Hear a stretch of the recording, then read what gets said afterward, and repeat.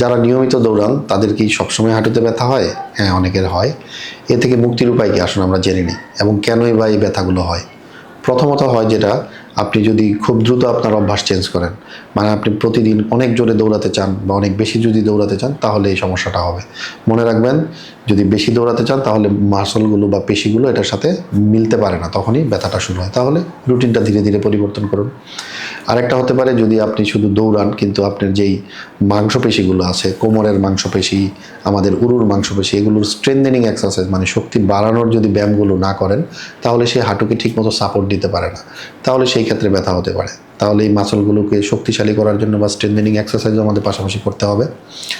এবং সবচেয়ে ইম্পর্টেন্ট যেটা, যদি আপনি ভুল শুজ বা জুতা ব্যবহার করেন, ক্ষয় হয়ে যাওয়া পুরান জুতা, এই ধরনের জুতো ব্যবহার করলে সেটা কিন্তু সাপোর্টটা ঠিক মতো দিতে পারে না। তাহলে আমাদের অবশ্যই জুতাটাও চেঞ্জ করতে হবে।